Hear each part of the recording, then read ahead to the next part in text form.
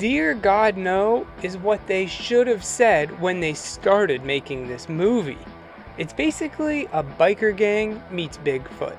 But then there's also something going on with its blood that gets you high, a doctor that happens to be a Nazi, and a crazy mother.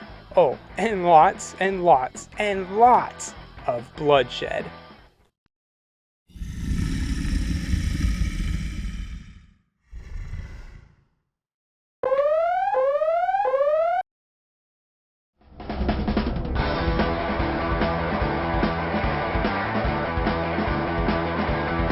There is a ton of unnecessary killing in this movie, all from the bikers.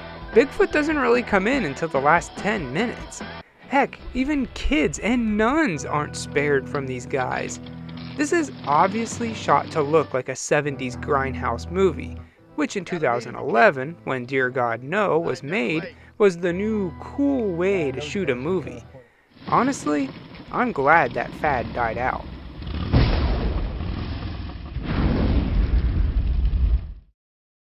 After an introduction to the bikers that I wouldn't show to my worst enemy, we see a girl wandering around the woods. This is Edna, our hero of the movie, I guess. She's the one you root for in the end, and the only person halfway good. She's going around dumping some feed into a bowl, which seems to kill a deer. We also see a trail camera, so she's looking for Bigfoot? It would seem so. She goes home to report her findings to her dad, Dr. Marco. Now the bikers go to a strip club. Some of them go into the back to talk to the owner, while others drink at the bar. These guys spend the whole movie always trying to one-up each other and see who's more bad or whatever.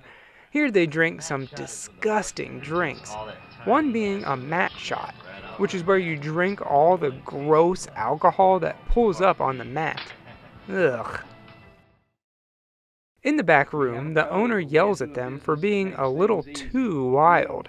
These guys have a policy where they leave no witnesses, but that means that they take out everyone. And I mean everyone. And pretty much just for fun. They need to cool it because the feds are starting to take notice, and their whole operation will get found out. But we also learn that these two guys are brothers, which, I mean, they look exactly alike, and the old man is their old man.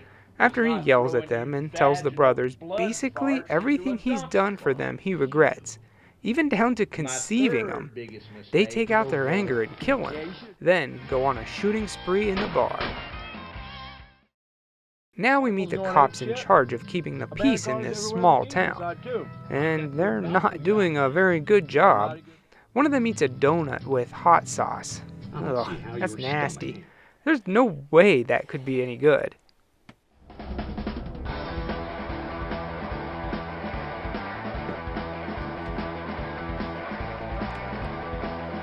Oh, no, it's awful. They find the bikers at a gas station where they aren't too kind to them. Innocent until proven guilty, buddy. Well, of course, the bikers don't take any of their crap and they take them out. A young couple sees all this happening and they manage to get away. And of course, the bikers' motto is to leave no witnesses, so they follow after them. The couple are headed to the doctor's house, some old students of his. He called them there so he could show off his big discovery, which is an interesting take on Bigfoot. Here, an ancient disease was released when a rock broke open and infected a human, I guess turning them into Bigfoot. Okay, not bad. A nice little twist from the traditional creature. Just as he's explaining all this, the bikers show up and interrupt the party. What is the meaning of this? Things really don't look good for these people as the bikers describe what they're gonna do. But first things first, they're thirsty, so Edna goes to the cellar to get them some wine. While she's down there, we can see that they have something chained up in their basement. That's gotta be the beast, right? Well, we'll find out later. Edna spikes the wine with blood from the Sasquatch, which will take some time to kick in, so she's gonna have to put on a show to entertain the bikers, so they don't do anything else to the other people. Well, it doesn't work. At all. I'm not going to talk about it. Just know that this movie has a body count. The one guy, Todd, does make it to the basement where he's able to open the door, only to find out that it's Edna's mother who's been chained up. Okay, cool. I get it. So she was the first one to get infected, and they're keeping her locked up down here. Maybe she has the ability to transform into Bigfoot like a werewolf or something. Well, no. That would be too cool. Instead, she's just nuts. Maybe she drank some of the blood, or did the doctor perform experimental surgery on her? Or maybe she's just crazy. I don't know. She's almost too much for even the bikers to handle. Eventually, after the two, well, you know, we get to see our first Bigfoot attack. Buckle up, because things are about to get crazy. This guy stands in front of the window and old Biggie pulls him through it, ripping him in half, then finishing the job. All this while the mother laughs hysterically. His brother goes out to look for him, and I guess the Bigfoot blood is starting to take effect, because he has a bad trip.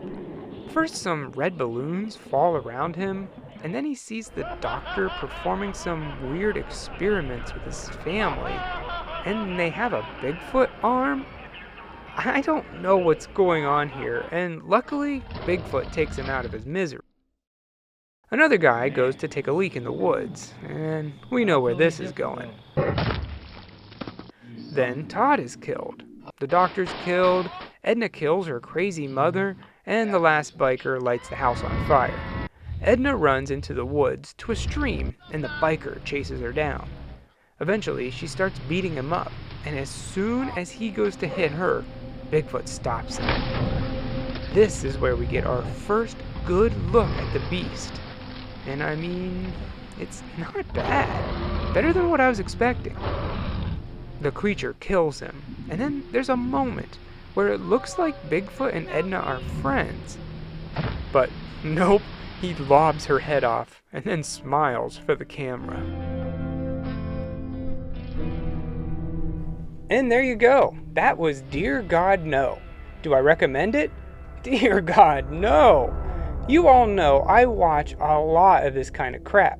I'm used to all the crazy ways someone can be killed by Bigfoot. But here, there's just so much unnecessary violence and nudity that it's just too much for even me. I get that grindhouse movies aren't PG-13, but this seems to just take it up to 11. I did like that interesting way to explain Bigfoot as an infection and it mutated a human. But why not make the mother patient zero? Instead, she's just nuts. A pretty good idea that just fell flat.